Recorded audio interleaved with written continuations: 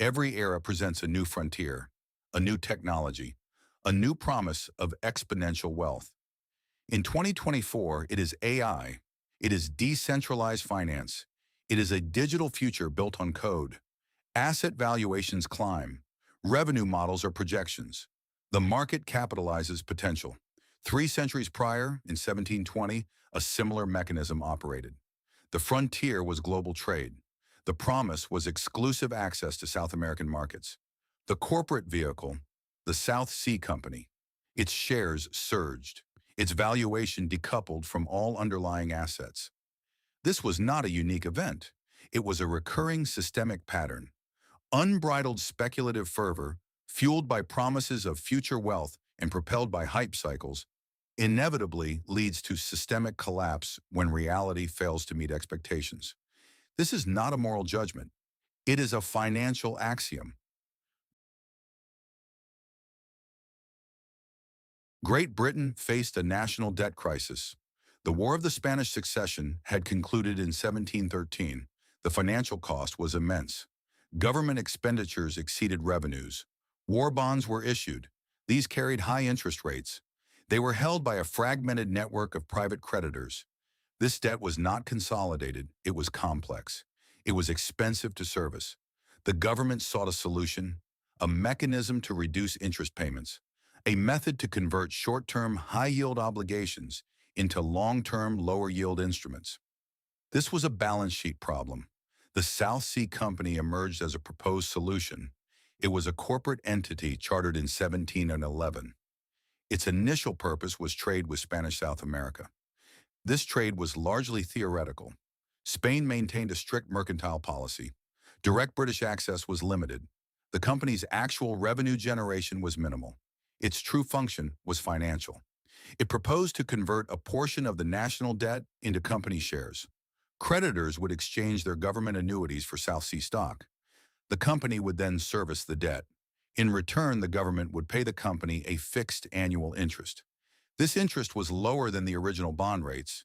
This was a debt-for-equity swap, a financial innovation. It promised to simplify the national finances. It promised to reduce the burden on the Treasury. It also provided the South Sea Company with a massive capital base, a balance sheet built on government liability. This was the foundation of its subsequent valuation surge.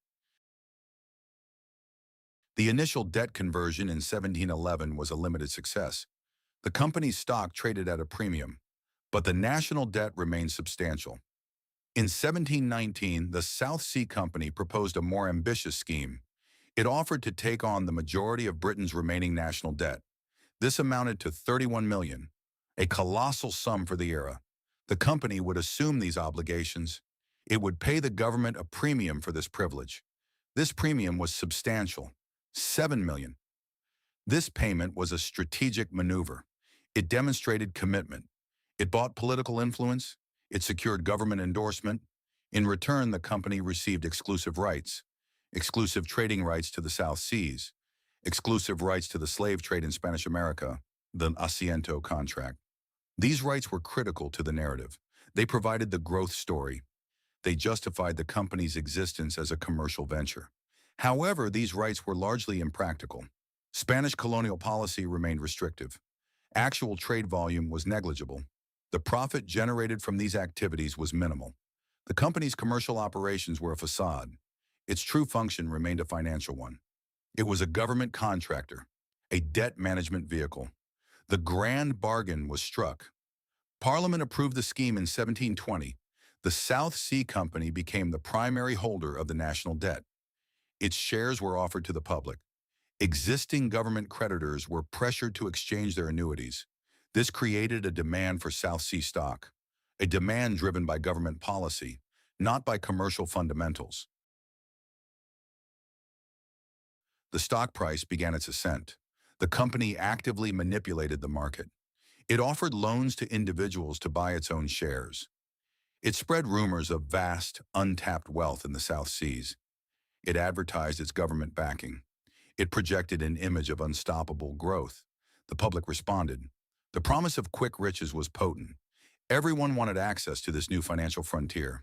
From January 1720, the share price rose from $128.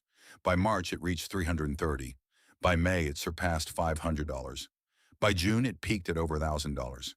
This was a 700% increase in 6 months. This surge was not correlated with any increase in commercial activity. It was driven purely by speculation, by the expectation of further price increases, by the fear of missing out. Retail investors, aristocrats, and politicians all participated. Rational assessment was suspended. The success of the South Sea Company inspired imitators.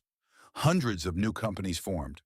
These bubble companies offered shares in ventures ranging from importing fat hogs from Pennsylvania to a company for carrying on an undertaking of great advantage, but nobody to know what it is. This demonstrated the irrationality of the market. The South Sea Company itself contributed to this environment. It used its political power to suppress competitors. It lobbied for the Bubble Act of June 1720. This legislation made it illegal to form joint stock companies without a royal charter.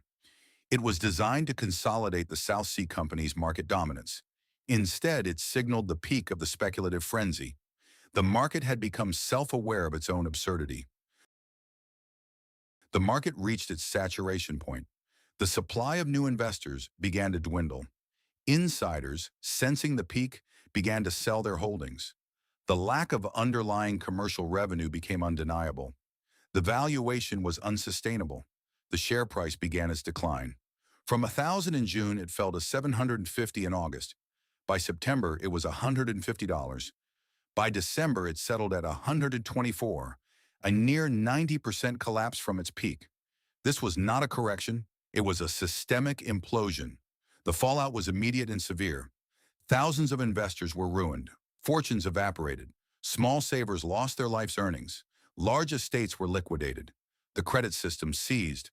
Banks faced runs. Economic activity contracted. The political consequences were profound. Public outrage was directed at the company directors and the government officials implicated. An investigation was launched. Corruption was exposed. Directors were arrested. Their assets were seized. Several prominent politicians were implicated, including the Chancellor of the Exchequer. The South Sea Company continued to exist. Its function as a debt management vehicle remained, but its reputation was destroyed. Its speculative value was gone. The event demonstrated the fragility of markets driven by hype alone. It proved that perceived value, when untethered from fundamental value, is ephemeral. The recovery was slow. Trust in financial markets was severely damaged for decades. The South Sea bubble provides a precise blueprint for modern speculative cycles. The mechanics are consistent. A new technology or market opportunity emerges. Promises of future wealth are made. Revenue models are often theoretical. Valuations accelerate beyond any current commercial reality. Consider current AI valuations. The technology is transformative. The potential is immense. But the market capitalization of many AI entities far exceeds their present-day earnings. The narrative drives the price, not the quarterly report. Consider the crypto markets. Decentralized finance, NFTs, meme coins. Promises of disrupting traditional financial systems. Promises of digital scarcity. Promises of exponential returns. Many assets possess no intrinsic value. Their price is derived solely from collective belief and future expectation.